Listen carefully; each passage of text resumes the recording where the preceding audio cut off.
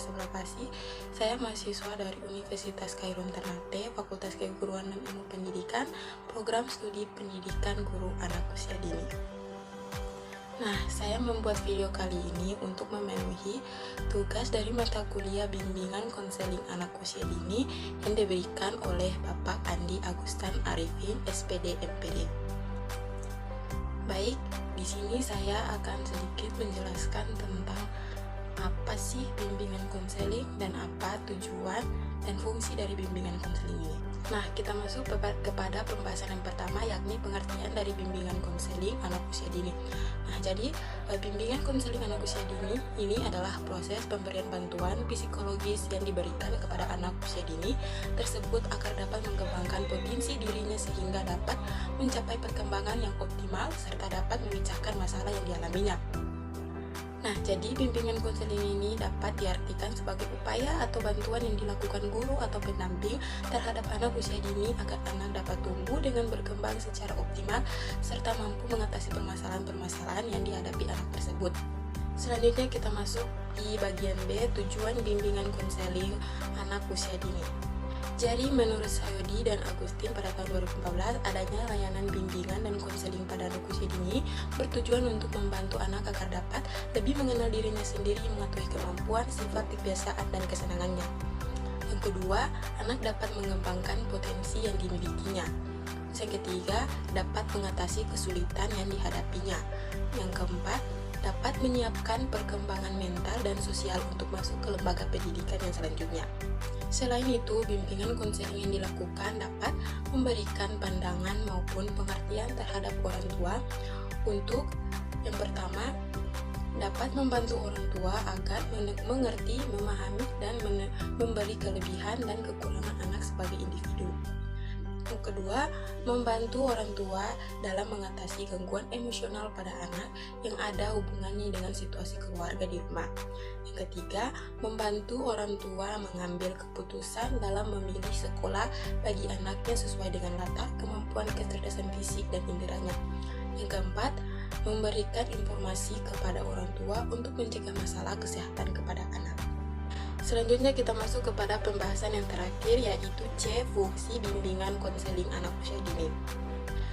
Yang pertama, fungsi pemahaman adalah usaha bimbingan yang dilakukan guru atau pendamping untuk menghasilkan pemahaman yang menyeluruh tentang aspek-aspek sebagai berikut.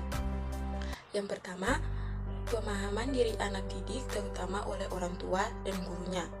Yang kedua, hambatan atau masalah yang dihadapi anak tersebut. Yang ketiga, lingkungan yang mencakup keluarga dan tempat belajarnya. Yang keempat, lingkungan yang lebih luas di luar rumah tempat belajar.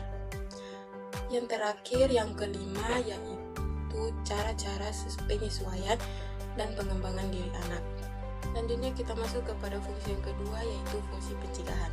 Nah, fungsi pencegahan adalah usaha bimbingan yang menghasilkan tercegahnya anak dari berbagai masalah yang dapat mengganggu, menghambat, dan menimbulkan kesulitan dalam proses perkembangannya.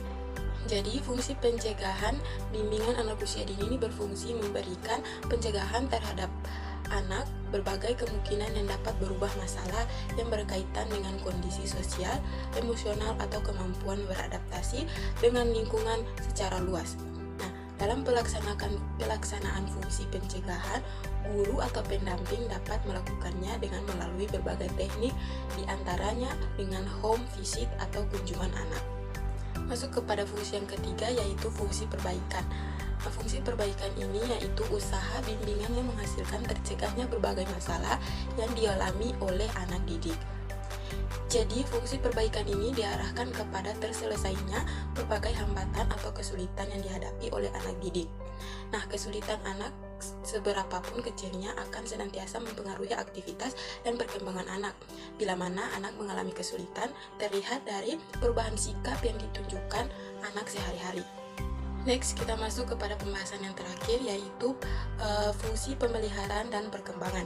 Jadi, fungsi pemeliharaan dan perkembangan bimbingan tidak hanya diartikan pada upaya membantu mengurangi berbagai kesulitan yang dihadapi anak didik.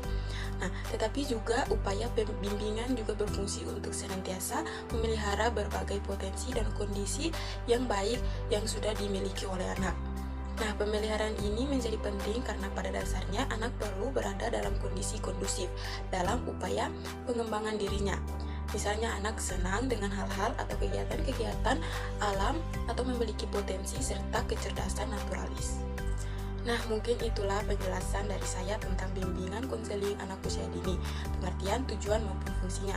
Sebelum saya benar-benar selesai, saya ingin menyampaikan bahwa sebelum bimbingan dilakukan pada anak usia dini, sebaiknya bimbingan yang dilakukan diawali dengan mengenal kebutuhan-kebutuhan yang dirasakan oleh anak. Nah, kegiatan bimbingan konseling tidak semata dilakukan untuk menyelesaikan masalah atau permasalahan anak, maupun ketika anak memiliki masalah. Akan tetapi, bimbingan yang dilakukan hendaknya berkelanjutan dan berorientasi pada aspek perkembangan anak. Nah, mungkin itu saja penjelasan kali ini. Semoga teman-teman bisa memahami apa itu bimbingan konseling anak usia dini, tujuan dan fungsinya. Terima kasih atas waktunya. Saya mohon maaf jika ada kesalahan atau salah kata. Saya Haulia pamit undur diri. Assalamualaikum warahmatullahi wabarakatuh.